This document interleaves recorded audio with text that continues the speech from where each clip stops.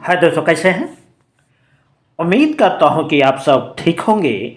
मैं मोहम्मद मुख्तार आप सबके सामने हाजिर हो चुका हूं इस्टेब्लिशमेंट रिलेटेड प्रश्नोत्तरी का भाग 6 लेकर।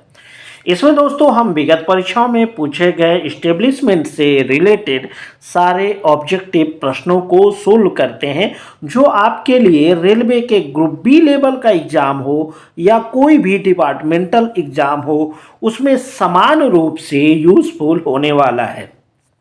और हाँ दोस्तों, इसमें हम हर एक प्रश्न को बिल्कुल बारीकी से और सिलसिलेवार ढंग से सोल्व करने का हम प्रयास करते हैं। तो चलिए बिना किसी देर के हम स्टार्ट करते हैं आज के इस वीडियो को। दोस्तों, हम वीडियो की शुरुआत AOM एग्जाम 70% मेन जो 19 फरवरी 2023 को हुआ उससे करते हैं। पहला प्रश्न है, रनिंग कर्मचारी के लिए एक बार में रनिंग ड्यूटी साधारणतः डैश घंटे से ज़्यादा नहीं होना चाहिए। 6 घंटे, 7 घंटे, 9 घंटे, 8 घंटे। दोस्तों, आयोग ने इस प्रश्न का सही जवाब ऑप्शन 3 9 घंटे बताया है। दोस्तों आगे बढ़ें, इससे पहले हम एक RBE की चर्चा कर लेना चाहेंगे। RBE जो है 143/2016, इसमें जो है कि रनिंग कर्मचारियों के लिए ड्यूटी से संबंधित कुछ प्रावधान किए गए हैं। एक तो रनिंग कर्मचारी के लिए रनिंग ड्यूटी साधारण रूप से 9 घंटे निर्धारित किया गया है। वहीं साइन ऑन से साइन ऑफ के बीच कुल ड्यूटी की अगर बात की जाए, कुल ड्यूटी 11 घंटे इसमें निर्धारित किया गया है। इसके लिए महत्वपूर्ण प्रावधान ये रखा गया है कि किसी भी रनिंग कर्मचारी को उसके साधारण ड्यूटी से अधिक ड्यूटी अगर करने के लिए कहा जाएगा तो उसके लिए 2 घंटे पहले कर्मचारी को सूचित करने की बात की गई है। प्रश्न संख्या 2, एक रेल सेवक को ड्यूटी में अथवा ड्यूटी से कितने घंटे पहले तक मदिरा या अन्य नशीली या नींद लेने वाली या उत्तेजक दवाओं या उनसे बनी अन्य वस्तुओं के सेवन की मनाही है? 6 घंटे, 8 घंटे, 10 घंटे, 12 घंटे। दोस्तों, आयोग ने इस प्रश्न का जवाब 8 घंटे बताया है, जो सही है। आगे बढ़ने से पहले यहाँ पे हम 2 प्रमुख रूल की चर्चा कर लेना उचित समझते हैं। एक तो रेलवे कंडक्ट रूल 1966 का। 1966 के जब आप रूल पे जाते हैं तो उसका रूल नंबर 22 का 2 का C इस रूल से संबंधित है, जिसमें आपको नशा करने की मनाही की गई है। और वहीं दूसरा रूल है रेल अधिनियम 1989 की धारा 172 को आप ध्यान में रखिएगा। इसमें भी इस रूल की चर्चा की गई है, जिसमें आपको अगर आप ड्यूटी से पहले या उसके बाद 8 घंटे के दायरे को अगर आप तोड़ते हैं तो इसके लिए 172 के हिसाब से आपको अधिकतम 1 साल की सजा या जुर्माना या दोनों हो सकता है। तो ये दोनों रूल को आपको याद रख लेना है। प्रश्न संख्या 3, सामान्य एवं सहायक नियम के अनुसार रात का क्या अर्थ होता है? ऑप्शन 1 22 बजे से 8 बजे तक, ऑप्शन 2 20 बजे से 6 बजे तक, ऑप्शन 3 सूर्योदय से सूर्यास्त तक और ऑप्शन 4 सूर्यास्त से सूर्योदय तक। दोस्तों, अभी तक ये मेरा 6ठा वीडियो है और अब तक इस तरह का प्रश्न 2 बार रिपीट हो चुका है, इसलिए इस प्रश्न पे आपकी खास पकड़ होनी चाहिए। अब मैं बात करता हूं मूल टॉपिक पर। आयोग ने इस प्रश्न का जवाब ऑप्शन 4 सूर्यास्त से सूर्योदय तक दिया है। आगे बढ़ें, इससे पहले हम बताएं कि ये जो रात या नाइट शब्द है, इसकी चर्चा HOER रूल जो 2005 का है उसमें किया गया है। जब आप HOER रूल का स्टडी करते हैं तो उसमें रात शब्द का जो अर्थ दिया गया है वह रात के 22 बजे से लेकर सुबह के 6 बजे तक को रात के रूप में डिसाइड किया गया है। और इस आवर में ड्यूटी करने वाले कर्मचारियों को NDA का भुगतान किया जाता है। तो ठीक है दोस्तों, इस ऑप्शन को और इस उदाहरण को भी आपको ध्यान में रखना है। तो चलिए बढ़ते हैं अगले प्रश्न पर। अगला प्रश्न हमने AEN एग्जाम 70% 19 मार्च 2023 से लिया है।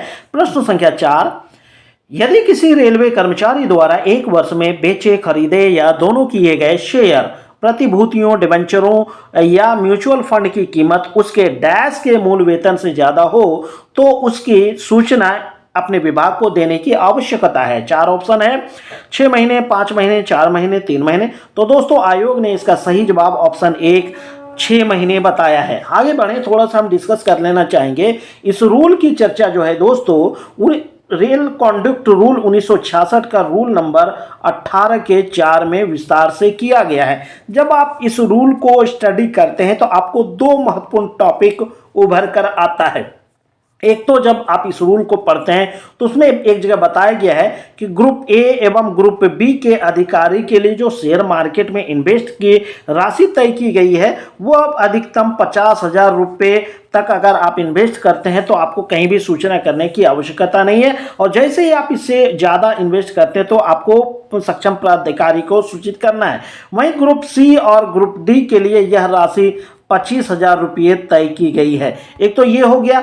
वहीं दूसरी जगह जब आप जाते हैं तो इस रूल की चर्चा होता है कि आपके जो है कि 6 माह के मूल वेतन से अधिक नहीं होनी चाहिए। और एक चीज और यहाँ पे बताना चाहूँगा कि ऐसी कंडीशन में आपको 31 जनवरी डेडलाइन दिया है कि 31 जनवरी तक आप जो है कि अपने सक्षम प्राधिकारी को इसकी सूचना दे देंगे। तो चलिए बढ़ते हैं अगले प्रश्न पर।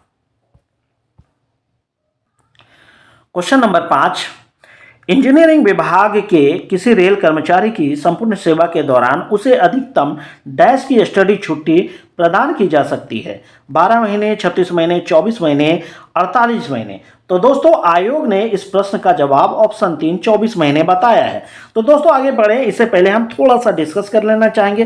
पहली बात तो आपको इस प्रश्न को थोड़ा सा कंफ्यूज करने के लिए आपको यहाँ पे इंजीनियरिंग विभाग शब्द लिखा है। ऐसा कोई जरूरी नहीं है। रेलवे का कोई भी कर्मचारी स्टडी लीव के लिए एलिजिबल है, लेकिन इसके लिए कुछ रूल है। उसका रूल ये है, पहली बात तो अगर मैं स्टडी लीव के सोर्स की बात करूं तो वो IREC वॉल्यूम 1 का चैप्टर 5 और इसके अलावा अपेंडिक्स 5 में इसकी चर्चा है। ये दोनों चीजें आपको याद रख लेना है। उसके बाद अगर हम रूल शब्द की चर्चा करें, चैप्टर 5 में रूल नंबर 556 में इसकी चर्चा है। वहीं अगर हम इसके और भी पीरियड की बात करें तो किसी भी रेलवे कर्मचारी को पूरी सेवा काल में अधिकतम 24 महीने की स्टडी लीव मिलती है। वहीं एक बार में अधिकतम आपको 12 महीने का स्टडी लीव मिलेगा।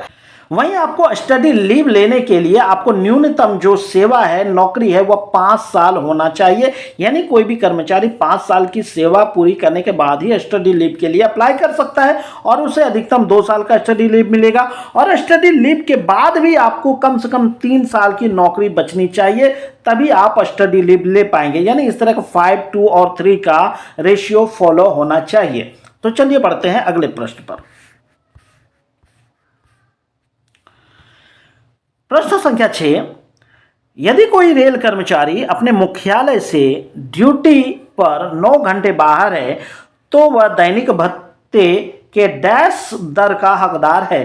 30%, 70%, 50% और 90%।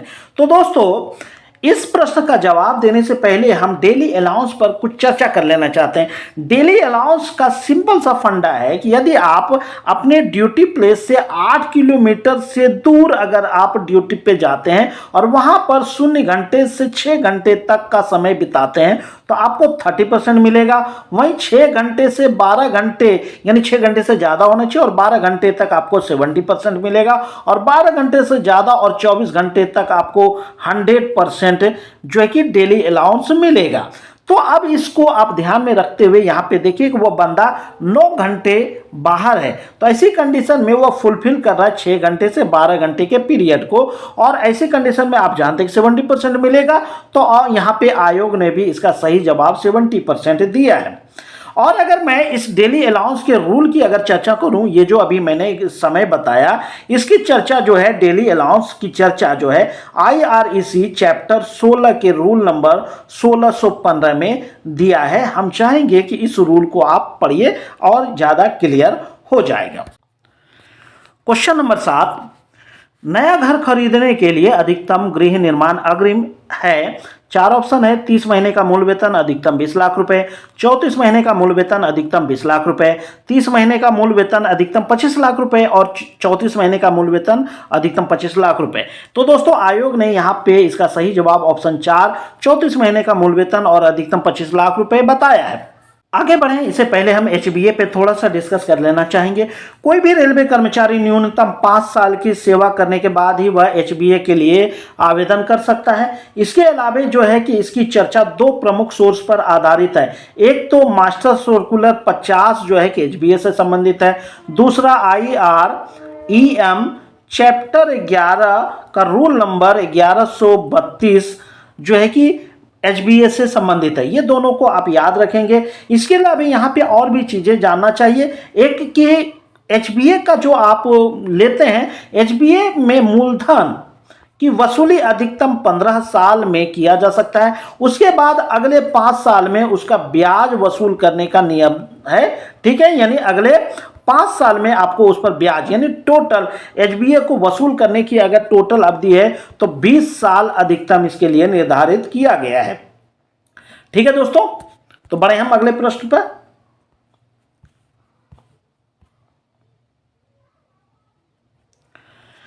प्रश्न संख्या 8, नियम में उल्लेखित अपवादों के सिवाय संतान शिक्षा भत्ते की प्रतिपूर्ति सिर्फ डैश सबसे बड़े जीवित बच्चों के लिए ही दी जाती है।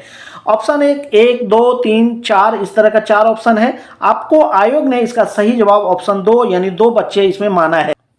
आगे बढ़े सीए पर और हम डिस्कस कर लेना चाहेंगे कि सीए के लिए जो मास्टर सर्कुलर है दोस्तों, मास्टर सर्कुलर 17 में सीए की चर्चा किया गया है। उसके अलावा सीए पर और एक चीज मैं यहाँ पे ऐड करना चाहूंगा कि सामान्य बच्चों की स्थिति में जो सामान्य बच्चे हैं उसको अधिकतम 20 साल की एज तक सीए क्लेम किया जा सकता है और दिव्यांग बच्चों की स्थिति में अधिकतम 22 साल की एज तक जो कि सीए क्लेम किया जा सकता है।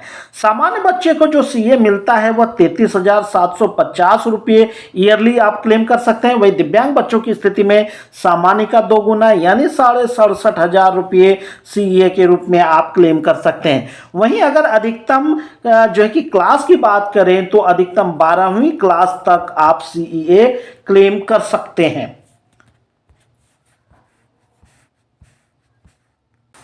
प्रश्न संख्या 9, एक ग्रुप बी अधिकारी पर किसी एक वर्ष में 3 पूर्ण सेट प्रिविलेज पास रोकने की शास्ति लगाई गई है।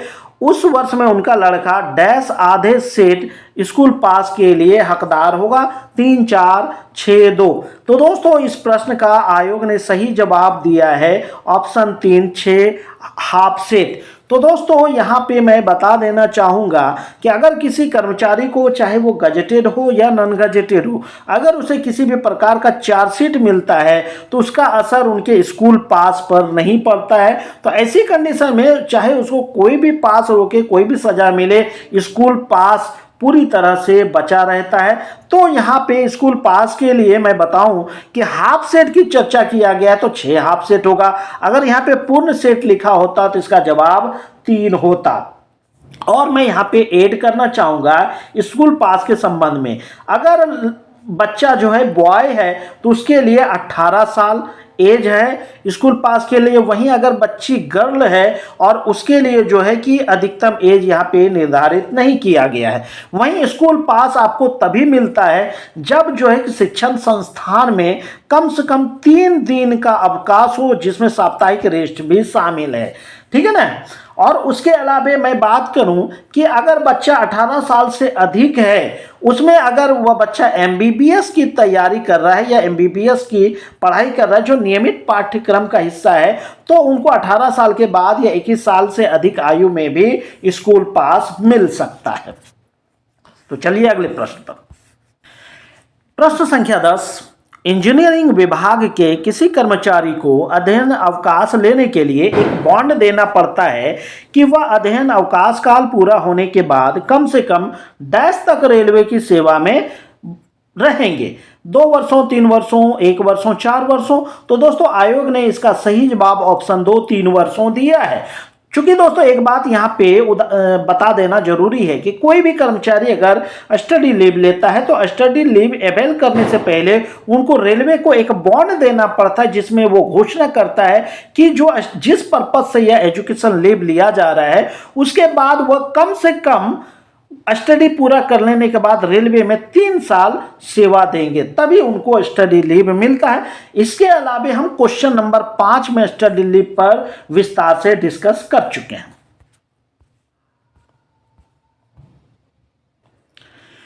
क्वेश्चन नंबर 11, यदि कोई रेलवे कर्मचारी अपनी नई पोस्ट पर बिना कोई ज्वाइनिंग समय लिए ज्वाइन कर लेता है तो स्वीकार्य ज्वाइनिंग समय उसके छुट्टी खाते में डैश की तरह जोड़ दिया जाता है। आकस्मिक अवकाश, विशेष आकस्मिक अवकाश, अर्ध औसत वेतन अवकाश और चौथा है औसत वेतन अवकाश। तो दोस्तों आयोग ने इसका सही जवाब औसत वेतन अवकाश बताया है। तो दोस्तों यहाँ पे ज्वाइन टाइम के पर थोड़ा सा हम डिस्कस कर लेना चाहेंगे। इसकी चर्चा जो दोस्तों, पहली बात तो मास्टर सर्कुलर 6 में किया गया है। इसके अलावे जब हम बढ़ते हैं IREC चैप्टर 11 में भी ज्वाइनिंग टाइम की चर्चा है। और दोस्तों इस रूल की चर्चा जो क्वेश्चन में दिया गया है, इसकी चर्चा चैप्टर 11 के रूल नंबर 1110 में किया गया है कि ज्वाइनिंग टाइम को अगर एम्प्लॉय अवेल नहीं करता है तो उसको LAP के रूप में उसके छुट्टी खाते में जोड़ देना है। और मैं बताऊं कि ज्वाइनिंग टाइम के लिए जो अधिकतम ज्वाइनिंग टाइम किसी भी कर्मचारी को मिलता है तो अधिकतम 15 दिन मिलता है। उसके बाद अगर मैं यहाँ पे बात करूं, किसी भी कर्मचारी का ट्रांसफर अगर होता है वह 0 से यानी अधिकतम 1000 किलोमीटर उनका ट्रांसफर होता है तो ऐसी कंडीशन में उसको 10 दिन मिलेगा। वहीं अधिकतम अगर 2000 किलोमीटर दूर उनका ट्रांसफर होता है तो 12 दिन का ज्वाइनिंग टाइम मिलेगा। वहीं 2000 किलोमीटर से अधिक होता है तो ऐसी कंडीशन में उसको 15 दिन का ज्वाइनिंग टाइम मिलेगा। लेकिन यहाँ पे थोड़ा सा जो है कि प्रावधान किया गया है कि 2000 किलोमीटर से अधिक दूरी है और अगर उनका यात्रा बाय ट्रेन 12 घंटे से ज़्यादा होने का चांस है तो उसे फिर बाय प्लेन जो है कि यात्रा करने की अनुमति दी जाएगी। तो ऐसे कंडीशन में उसको 12 दिन का ज्वाइनिंग टाइम मिलेगा। तो ठीक है दोस्तों, बढ़े हम अगले प्रश्न पे। क्वेश्चन नंबर 12, अर्ध वेतन अवकाश के संचयन की अधिकतम सीमा क्या है? 300 दिन, 360 दिन, कोई सीमा नहीं, और 240 दिन। तो दोस्तों आयोग ने इसका सही जवाब ऑप्शन 3 कोई सीमा नहीं बताया है। अब थोड़ा सा डिस्कस कर लेना चाहेंगे दोस्तों, जहां LHP के संचय की सीमा कोई भी तय नहीं की गई है, वहीं LAP अगर हो तो LAP रूल में दिया गया है कि अधिकतम 300 दिन आप संचय कर सकते हैं। इसके अलावा रूल में ही प्रावधान है कि 300 + 15 दिन हम संचय कर सकते हैं। वहीं अगर एबेल की बात हो, एक बार में अधिकतम छुट्टी लेने की बात हो, LHP की स्थिति में आप अधिकतम जो है कि 24 माह का LHP एक बार ले सकते हैं, यानी 24 माह में टोटल 40 LHP आप इसमें मान सकते हैं। वहीं अगर LAP की बात हो तो एक बार में आप LAP अधिकतम 180 दिन कंटिन्यू अवेल कर सकते हैं। क्वेश्चन नंबर 13, एक व्यक्ति द्वारा सूचना के अधिकार अधिनियम के अंतर्गत किसी रेलवे कार्यालय से कोई सूचना लेने के लिए डैश को निवेदन भेजना होता है। 4 ऑप्शन है, उस कार्यालय के केंद्रीय जन सूचना अधिकारी, उस कार्यालय का कार्यालय प्रमुख, उस अधिकारी को जिसके पास यह सूचना हो, और डाक प्राप्ति विभाग के प्रमुख। तो आयोग ने इसका सही जवाब ऑप्शन 1 उस कार्यालय के केंद्रीय जन सूचना अधिकारी को यह आवेदन प्रस्तुत होगा। आगे बढ़े इससे पहले हम RTI पे थोड़ा सा डिस्कस कर लेना चाहेंगे दोस्तों कि RTI लागू जो पूरे देश में हुआ है वह 12 अक्टूबर 2005 को हुआ है, एक्सेप्ट जम्मू कश्मीर। और बाद में जम्मू कश्मीर में 2008 ईस्वी में RTI लागू किया गया। ठीक है दोस्तों, इसमें कोई भी आवेदक जो है कि 10 रुपए का चार्ज भुगतान करके RTI कर सकता है। वहीं अगर आवेदक जो है कि BPL कैटेगरी में आता है तो उसके लिए कोई भी चार्ज का इसमें प्रावधान नहीं किया गया है। वहीं दूसरी बात, अगर RTI में आप गलत जानकारी मुहैया कराते हैं तो आपके लिए भी सजा का प्रावधान है, यानी इसमें 250 रुपया पर डे के हिसाब से सजा है और अधिकतम जो है कि 25,000 रुपये तक इसमें जुर्माने का प्रावधान किया गया है। तो ये सब चीजें आपको यहाँ पे याद रखना पड़ेगा। तो चलिए बढ़ते हैं अगले प्रश्न पे। प्रश्न संख्या 14, एक SSE पीवे अपने मुख्यालय से 15 किलोमीटर दूर स्थित एक दुर्घटना स्थल पर 5 घंटे अपने मुख्यालय से दूर रहता है। वह दैनिक भत्ते दर के डैश दैनिक भत्ते का हकदार होगा, 70%, 100%, 30%, 50%। तो दोस्तों आयोग ने इसका सही जवाब ऑप्शन 2 100% दिया है। यहाँ पे मेरे कुछ साथी कंफ्यूज हो रहे होंगे कि वह 15 किलोमीटर दूर थी और 5 घंटे की बात है तो फिर 100% कैसे होगा। तो दोस्तों थोड़ा सा यहाँ पे धैर्य रखिए। ऐसी कंडीशन में चूंकि प्रश्न ही आपको कंफ्यूज कर रहा है, यहाँ पे देखेंगे कि एक दुर्घटना शब्द पे जोड़ा गया है, यानी यह दुर्घटना एआरटी से रिलेटेड है। याद रखिएगा दोस्तों, एआरटी जिसे आप दूसरी भाषा में ब्रेकडाउन के रूप में मान सकते हैं, ब्रेकडाउन भत्ता के रूप में मान सकते हैं। अब मैं यहां पे थोड़ा सा डिस्कस करूं कि ये मैं किस रूल के बिहाफ में बता रहा हूं। तो पहली बात तो इसकी चर्चा जो है आईआरईसी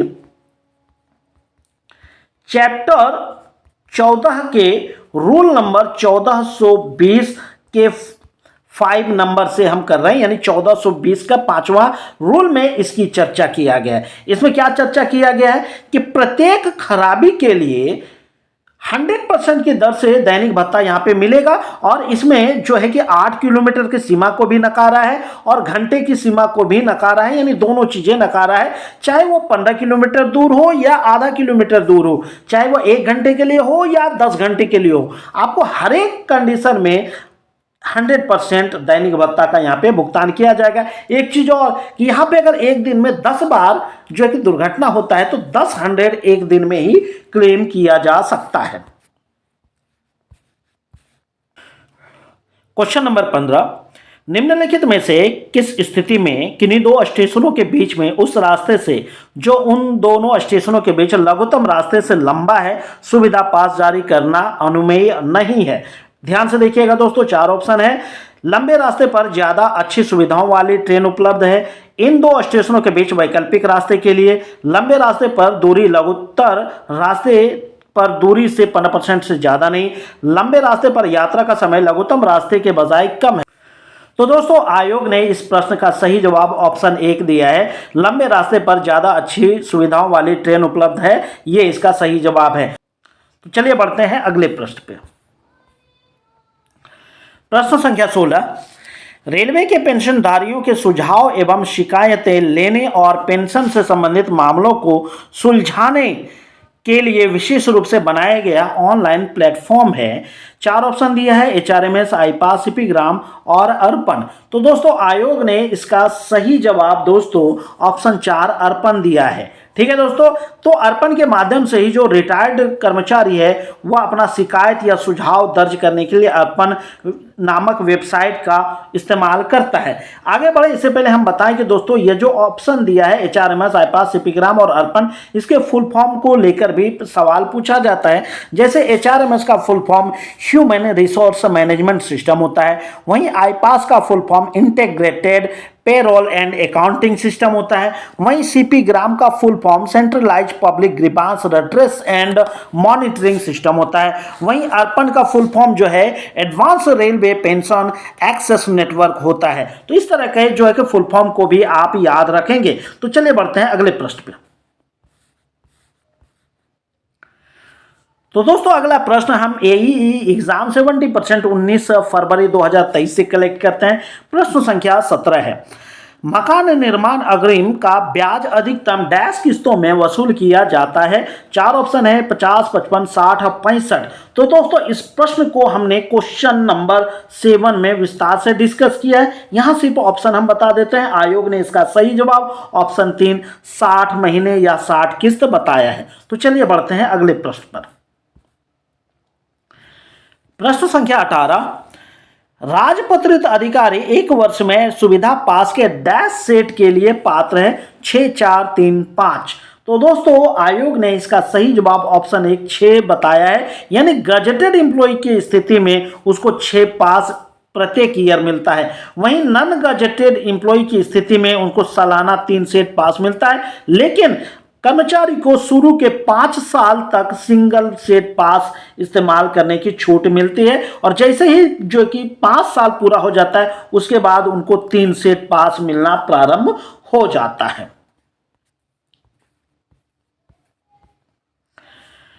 प्रश्न संख्या 19, महाप्रबंधक डैश मेटल टोकन के लिए पात्र है। स्वर्ण, कांस्य, प्लेटिनम, रजत।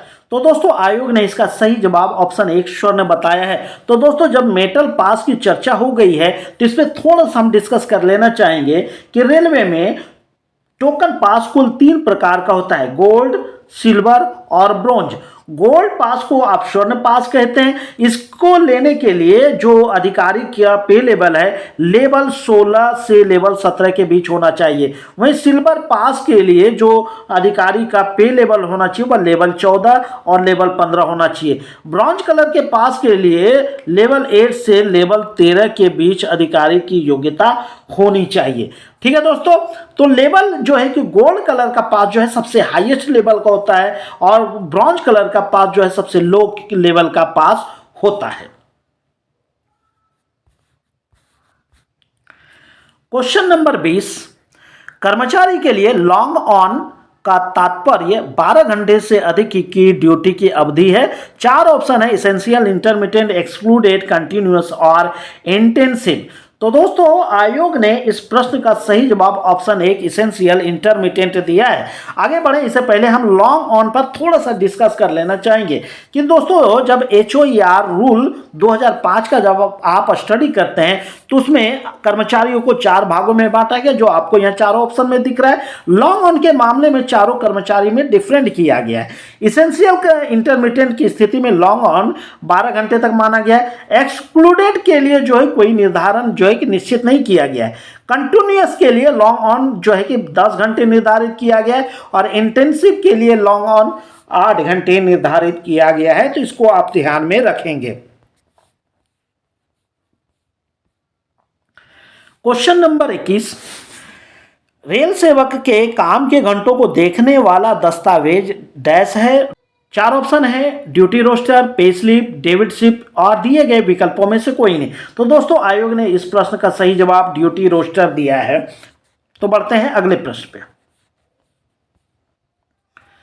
क्वेश्चन नंबर 22, पितृत्व अवकाश डैश कर्मचारियों को प्रदान किया जाता है, महिला पुरुष, पुरुष और महिला दोनों, दिए गए विकल्पों में से कोई नहीं। तो दोस्तों आयोग ने इस प्रश्न का जवाब ऑप्शन 2 पुरुष दिया है। अब दोस्तों यहां पे थोड़ा सा ट्रिक अपनाएंगे। पितृ शब्द दिया है, पितृ यानी पिता, तो पिता मतलब पुरुष, पुरुष को ही पैटर्निटी लीव मिलेगा। अब हम थोड़ा सा पैटर्निटी लीव पे डिस्कस कर लेना चाहेंगे कि पहली बात तो पीएल की चर्चा जो है वह IRAC के चैप्टर 5 के रूल नंबर 551 के ए में किया गया है। वहीं अगर हम रेलवे में जो है कि पीएल के लागू होने की बात करें तो रेलवे में जो पैटर्निटी लीव की शुरुआत की गई है दोस्तों वह 7 अक्टूबर 1997 से चालू है। ठीक है दोस्तों, और इसमें जो है कि पुरुष कर्मचारी को 15 दिन का पैटर्निटी लीव मिलता है। वहीं कर्मचारी के लिए मैटरनिटी लीव की प्रावधान है जो आपको 180 दिन मिलता है। ठीक है दोस्तों, तो बढ़ते हैं अगले प्रश्न पे।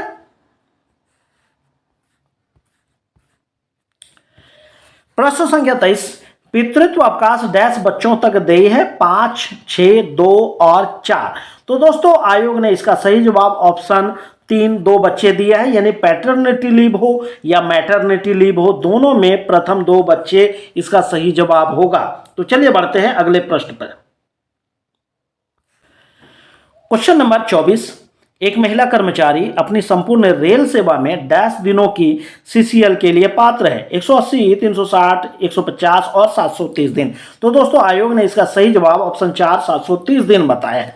अगर हम इसके CCL के सोर्स की बात करें तो IRAC के चैप्टर 5 के रूल नंबर 551 के ई में जो है CCL की चर्चा है और यह जो है कि महिला कर्मचारी के लिए या एकल पुरुष कर्मचारी के लिए जो पिता बन चुका है उसके लिए यह 730 दिन मिलता है और इसके लिए अधिकतम बच्चे जो है वह अधिकतम 2 बच्चे की स्थिति में मिलता है और 1 बच्चा भी हो तो भी 730 दिन मिलता है और यह आप इसे अधिकतम 18 साल बच्चे की एज तक इसका यूज कर पाएंगे। तो चलिए बढ़ते हैं अगले प्रश्न पे।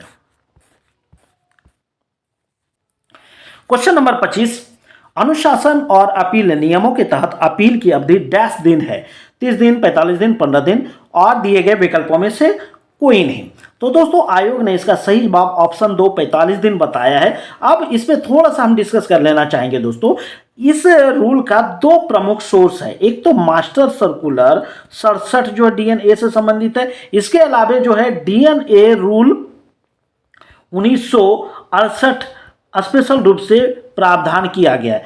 वहीं अगर इस अपील के जो है कि अवधि की बात जो 45 दिन किया गया है, इसके लिए कई बार रूल पूछा जाता है, तो रूल नंबर 20 इसके लिए है। और वहीं रूल नंबर 19 में बताता है कि आप किसे अपील कर सकते हैं। ठीक है दोस्तों, बढ़ते हैं हम अगले प्रश्न पे।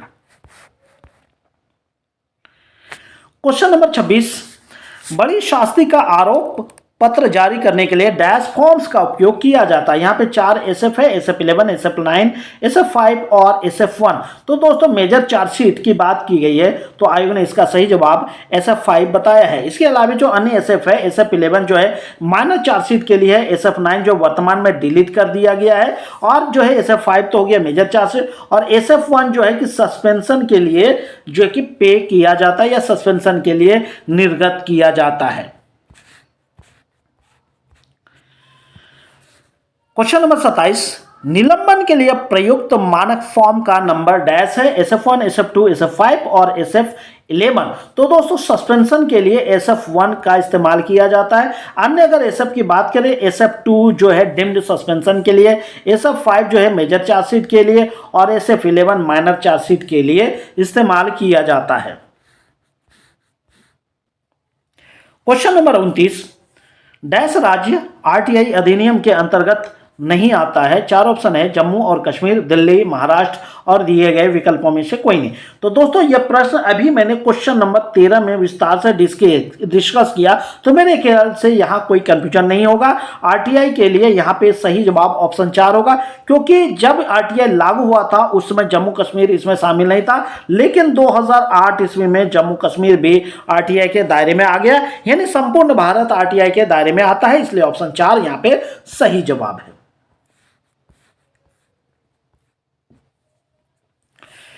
दोस्तों अगला प्रश्न हम AIME एग्जाम 70% मेन 19 फरवरी 2023 से लिया है। प्रश्न संख्या 30, कारखाने में कार्यरत श्रमिकों के लिए कार्य के अधिकतम घंटे का नियम किस कानून के तहत बाध्यकारी है? फैक्ट्री अधिनियम 1948, न्यूनतम मजदूरी अधिनियम 1948, ट्रेड यूनियन अधिनियम 1926 और राष्ट्रीय श्रम संबंध अधिनियम 1935। तो दोस्तों आयोग ने इसका सही जवाब फैक्ट्री एक्ट 1948 बताया है। तो दोस्तों पहली बात और इस पे डिस्कस कर लूं, फैक्ट्री एक्ट अधिनियम जो है 1948 मास्टर सर्कुलर 23 के अंतर्गत भी आता है, इसलिए इसको मास्टर सर्कुलर 23 को भी आपको ध्यान में रखना है। प्रश्न संख्या 31, एक रेलवे कर्मचारी अपने पूरे सेवा काल में अधिकतम कितने दिनों की LHAP का संचय कर सकता है? 300 दिन, 450 दिन, 600 दिन और सीमित। तो दोस्तों इस प्रश्न को हमने क्वेश्चन नंबर 12 में विस्तार से डिस्कस किया, इसलिए यहां पे सिर्फ हम आंसर बताएंगे। ऑप्शन 4 इसका सही जवाब है। क्वेश्चन नंबर 32, एक रेलवे कर्मचारी द्वारा अपने पूरे सेवा काल में पास/PTO की सुविधा का लाभ उठाते समय कितने दिनों का पूर्ण वेतन अवकाश का नकदीकरण किया जा सकता है? 4 ऑप्शन है, 40 दिन, 50 दिन, 60 दिन, दिए गए विकल्पों में से कोई नहीं। तो दोस्तों आयोग ने इसका सही जवाब ऑप्शन 3 दिया है, 60 दिन। तो दोस्तों यहाँ पे लीव इन कैश के संबंध में बात की गई है। अगर मैं इस रूल की चर्चा करूं कि इनका सोर्स क्या है, तो दोस्तों IREC चैप्टर 5 के रूल नंबर 540 जो है लिव इन केस के बारे में हमें बताता है, इसलिए आप रूल 540A को ध्यान में रखेंगे। तो चलिए बढ़ते हैं अगले प्रश्न पे। प्रश्न संख्या 33, रेलवे कर्मचारी को अनुशासन एवं अपील नियम 1968 के तहत दीर्घ दंड ज्ञापन जारी करने हेतु निम्न में से कौन सा फॉर्म प्रयोग में लाया जाता है? 4 ऑप्शन है, SF1, SF5, SF7 और SF11। तो दोस्तों मेजर चार्जशीट के लिए आयोग ने इसका सही जवाब ऑप्शन 2 SF5 बताया है। वहीं अन्य SF की बात करें, SF1 सस्पेंशन के लिए, SF7 जांच अधिकारी की नियुक्ति के लिए और SF11 माइनर चार्जशीट के लिए जारी किया जाता है। क्वेश्चन नंबर 34, रेल सेवा अनुशासन एवं अपील नियम 1968 के तहत सेवानिवृत्त कर्मचारी की पेंशन घटाने का आदेश देने के लिए निम्न में से कौन प्राधिकृत है? चार ऑप्शन है, मंडल रेल प्रबंधक, महाप्रबंधक, भारत के राष्ट्रपति और चौथा है इनमें से कोई नहीं। तो दोस्तों जिस समय यह प्रश्न पूछा गया उस समय इस प्रश्न का सही जवाब ऑप्शन 3 था, भारत के राष्ट्रपति। ऐसी कंडीशन में अगर रिटायर्ड कर्मचारी के खिलाफ अगर कोई आप चार्जशीट लगाने का प्रावधान रखते हैं तो उसके लिए SF 14 जारी करने का प्रावधान था। आगे बताऊं इससे पहले मैं बताऊं कि रेलवे सेवा पेंशन नियम 2026 अभी लॉन्च हुआ है। इसको जब आप स्टडी करेंगे तो इस प्रश्न का आंसर बदल जाने की संभावना है। तो मैं रिकमेंड करूंगा कि एग्जाम से पहले रेल सेवा पेंशन नियम 2026 को जरूर स्टडी करके जाएं। तो चलिए बढ़ते हैं अगले प्रश्न पे। प्रश्न संख्या 35, यदि किसी रेल कर्मचारी को निलंबित रखने के बाद उसे लघु दंड ज्ञापन जारी किया जाता है तो उसके निलंबन की अवधि का नियमन निम्न में से किस प्रकार होगा? देय अवकाश, डाइज नॉन ड्यूटी, इनमें से कोई नहीं। तो दोस्तों इस प्रश्न का आयोग ने सही जवाब ऑप्शन 3 ड्यूटी दिया है। क्लियर है कि किसी को सस्पेंड रखा जाता है उसके बाद उसको SF 11 जारी किया जाता है, तो ऐसी कंडीशन में जो वो सस्पेंशन का पीरियड है उसको ड्यूटी के रूप में मानने का प्रावधान बताया है। आयोग ने इसका सही जवाब ऑप्शन 3 दिया है। क्वेश्चन नंबर 36, वर्तमान नियमों के तहत 33 साल की सेवा पूरी करने वाले कर्मचारी के लिए सेवा निवृत्ति ग्रेच्युटी की अधिकतम सीमा क्या है? तो दोस्तों आयोग ने यहाँ पे 4 ऑप्शन दिया है और इनमें से जो सही ऑप्शन है आयोग ने ऑप्शन 2 16.5 महीने की परिलब्धियां या 20 लाख रुपए जो भी न्यूनतम हो ये सही बताया है। तो दोस्तों जिस समय यह प्रश्न पूछा गया था उस समय यह ऑप्शन सही था, लेकिन वर्तमान में अगर यह प्रश्न पूछा जाए तो यहाँ पे 16.5 महीने की परिलब्धि तो ठीक है, लेकिन 20 लाख की जगह अब 25 लाख जो है कि ग्रेच्युटी के रूप में निर्धारित किया गया है। यहाँ पे मैं एक चीज और ऐड करना चाहूंगा, सेवानिवृत्ति ग्रेच्युटी के लिए आपको न्यूनतम 5 साल की सेवा होना या 5 साल की नौकरी इसमें कंपलसरी किया गया है। वहीं पेंशन के लिए आपको न्यूनतम 10 साल नौकरी होना आवश्यक है।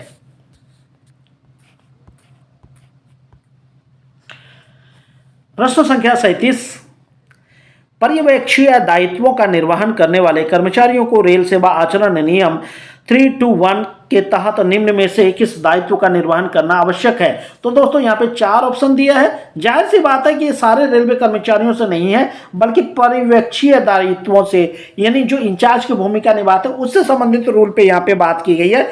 4 ऑप्शन में से आयोग ने ऑप्शन 3 इसका सही जवाब दिया है।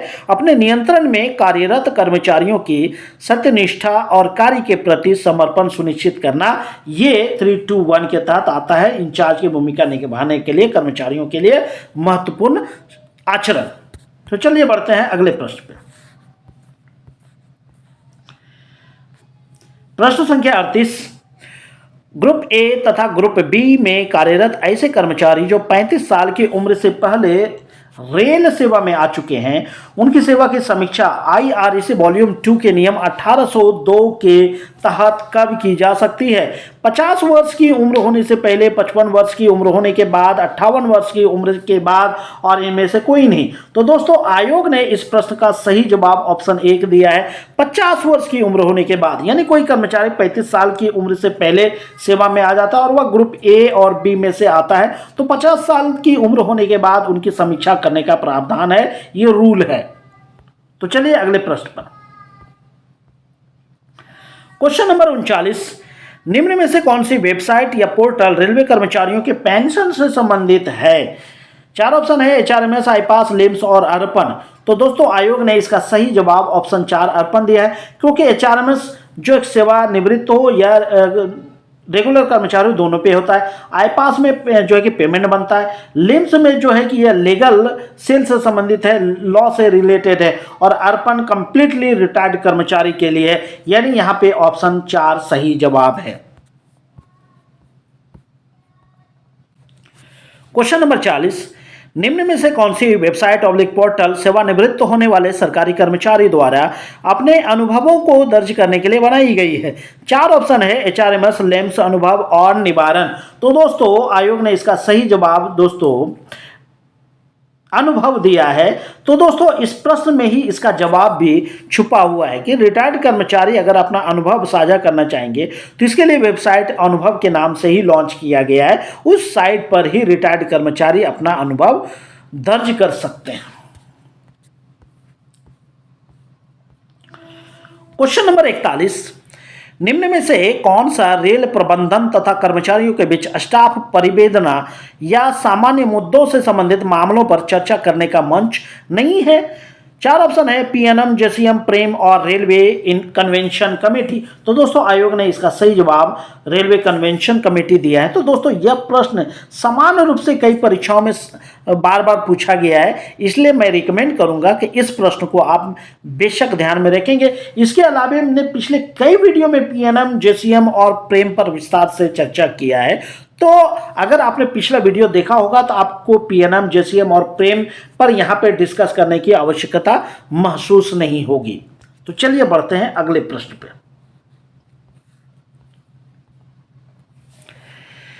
क्वेश्चन नंबर 42, भारतीय रेलवे अपने कर्तव्य का निर्वहन करते हुए दुर्घटना के कारण मृत्यु हो जाने पर प्रदान किए जाने वाले अनुग्रह एक्स ग्रेशिया पेमेंट की ऊपरी सीमा निम्न में से क्या है? 25 लाख रुपए, 35 लाख रुपए, 45 लाख रुपए और इनमें से कोई नहीं। तो दोस्तों आयोग ने इसका सही जवाब ऑप्शन 1 25 लाख रुपए मांगना है। यानी ऑन ड्यूटी रहते हुए अगर आप शहीद हो जाते हैं तो आपको एक्स ग्रेशिया पेमेंट का भी भुगतान होता है, जो अभी वर्तमान में 25 लाख रुपए निर्धारित किया गया है। क्वेश्चन नंबर 43, निम्न में से कौन सी गतिविधि कर्मचारी कल्याण निधि से वित्त पोषित किए जाने वाले अनुमान्य कार्यों में सम्मिलित नहीं है? ध्यान दीजिएगा, नहीं शब्द यहाँ पे दिया है। 4 ऑप्शन है शिक्षा और राजपत्रित रेल सेवकों के बच्चों के लिए उच्च तकनीकी व्यावसायिक शिक्षा के लिए छात्रवृत्ति, यह इसमें से आता है, यानी ये ऑप्शन सही जवाब नहीं होगा। महिला सशक्तिकरण गतिविधियां जिनमें ग्रीष्मकालीन शिविर, प्रशिक्षण कार्यक्रम और जेंडर संवेदीकरण शिविर आदि शामिल है, यानी ये वेलफेयर में आता है, यानी ऑप्शन इसका ये भी सही नहीं होगा। स्काउट और गाइड गतिविधियां ये भी जो है कि कर्मचारी कल्याण निधि से संबंधित है, जो इसका सही ऑप्शन नहीं होगा। चौथा है भारतीय रेल में नई सुविधा के उद्घाटन के लिए सार्वजनिक समारोह का आयोजन, यानी यह स्टाफ वेलफेयर फंड से संबंधित नहीं है, यानी इस प्रश्न का सही जवाब ऑप्शन 4 होगा। यानी 43 नंबर प्रश्न का सही जवाब ऑप्शन 4 होगा। तो दोस्तों इस तरह इस वीडियो में हमने टोटल प्रीवियस ईयर में पूछे गए ग्रुप बी लेवल के एग्जाम में 43 प्रश्नों को सिलसिलेवार ढंग से पूरी व्याख्या के साथ सोल्व करने का प्रयास किया है। उम्मीद करता हूं कि यह वीडियो आपके लिए बेहद ही यूजफुल रहा होगा। तो वीडियो का कौन सा प्रश्न आपके लिए ज़्यादा इंटरेस्टिंग लगा कमेंट करके बताइए, अपना विचार कमेंट बॉक्स में रखिए। और पहली बार अगर चैनल पर पधारे हैं तो प्लीज़ चैनल को सब्सक्राइब करके हमारा मनोबल बढ़ाइए और इसे जमकर दोस्तों में शेयर कीजिए। तो चलिए मिलते हैं किसी अन्य वीडियो में अन्य महत्वपूर्ण टॉपिक के साथ। तब तक के लिए खुश रहिए, आबाद रहिए, जिंदगी में मस्त रहिए। Thank you. जय हिंद, जय भारत।